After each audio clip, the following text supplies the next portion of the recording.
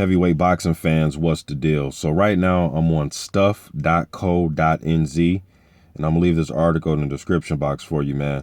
But this article, it says no place for low blows in Joseph Parker's heavyweight armory. Okay, now this article, Parker and Kevin Berry, we're just talking about just pretty much Parker's character, the way he goes about fights, as far as trash talking or, well, the lack thereof when it comes to him. And I don't really see a problem with it, man. A lot of the greatest heavyweights of all time, you know, one of my favorites, Ali, was a trash talker. You know what I mean? Mike Tyson was a big trash talker.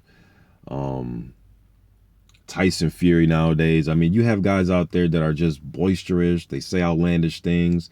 You have some guys where they're creating chaos, but it's in a positive way, like my man Shannon Briggs, Let's Go Champ. You know, so everybody's different, man. Then you had some guys who, when they did talk, they really didn't say much of anything, man. Like Vander Holyfield, even way back in the day, and I know circumstances are different. Joe Louis. But the thing is, you know, those guys were still looked at as great all-time heavyweights when it's all said and done. The talking you really want to do is with your fist anyways, you know. But let me go ahead and read from this article what Parker and Barry had to say, okay? Now, we know Parker is in preparation right now and getting ready for his fight in Christchurch against my man Solomon Huamano. But he goes on to say, I said I was going to knock out Sherman Williams or something. It wasn't really trash talking. I didn't really say it with any authority. I wasn't used to it and realized, nope, that's not my style. All right. Kevin Berry went on to say, we know Berry was the trainer of David Tua. He also has another good heavyweight that he trains, Iju Agano. But he went on to say, I talk all the shit for him, meaning Tua. I got very good at tearing guys to bits in press conferences, said Berry, who warned Duco Events head Dean Lonergan he would take a softly approach when he agreed to train Parker in 2013.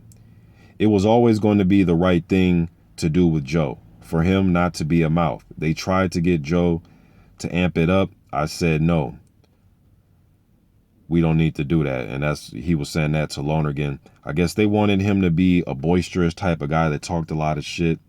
And I don't think it's really is Joe's personality, man. I just really don't. Just when I watch him in interviews, just seems like a nice guy. And there's nothing wrong with that, man. There's nothing wrong with being a nice guy, but people want villains. They want to be attracted to something, even when you're not in the ring, you know. But to me, you know, he's a kid that stays in shape, doesn't get into any trouble. Seems as if he's coming up the hard way. Went the amateur route, took his lumps, learning. He's fighting often. That's another thing. I'd rather see a guy fight often than just talk often. It's great when he can talk often and fight often, but long as he's active, he's giving fights now. Because right now he could easily just sit back, kick his feet up, and just say, "Hey, man, I got the mandatory for the IBF. I'm #1 contender, and for the WBO, I'm #1 contender. I'm just gonna sit back and not say anything or not fight." Sometimes you can, the public can forget about you sometimes when you're not fighting and you're not talking. But the thing about Joseph, it seems as if they're going to keep him busy. And I think that's the right way to go, man. Keep him in the ring, keep him focused, keep him training. I actually heard Parker say that he wants to retire about, I think he said 32 or 31 or something like that. So if that holds to be true, he only has about 6 or 7 years left, man, in the game. So I'm going to take his word for it right now, but you always hear boxers say, I'm going to retire, and they always come back. I've seen boxers gain millions of dollars in fights and say that they're done fighting, and then they come back within, 8 months or a year. You know what I mean? But also in this article, went on to say, Solomon is a very good athlete, a very strong, powerful guy. We have a lot of respect for his power. We know we can't be careless. We know we've got to use our skill and our hand speed to control our distance and keep him on the outside. All right. He also went on to say, ever since we signed the dotted line and put this fight on paper, I've had a little smile on my face thinking we're bringing a fight to Christchurch. I was just beginning my professional career. It's been a big jump since then. reminiscing before his first training session with fellow heavyweight Israel Gano on Thursday in Christchurch. I was pretty raw. I went into the fight looking to smash him and get him out of there as fast as I could. Since then, I've learned how to control myself in the ring and have more patience. I believe I'm a different fighter right now, a different beast. Okay, so, and even from their last fight with Carlos Takam, that I've heard the Parker camp say that he's a better fighter since then. So I'm looking to see what he looks like on fight night. Now, there are a section of fans out there that believe this is a shit fight.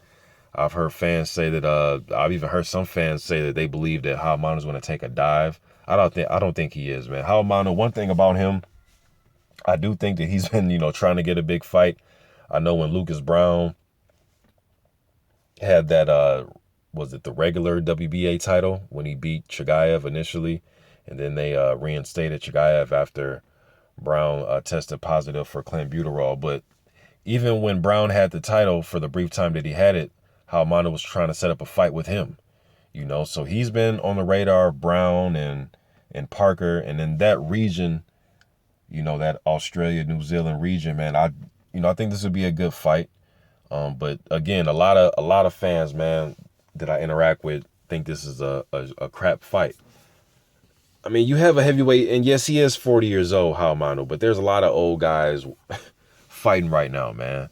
Vladimir Klitschko, although he's on a much higher level than Haamano, but he's approaching 40. Tony Thompson, Antonio Tarver still hanging around. Povetkin is 36, 37. So you got some guys in there mid to late 30s. So age is nothing but a number. I know he's going to come to fight. He does have a good right hand. We're going to see what happens, man. I know he has 20-something knockouts. I think he has like 24 victories and 21 knockouts. I believe that's Haamano's wins and KOs. But I got Joseph Parker winning this fight. The youth, the hand speed. I think he's even more powerful.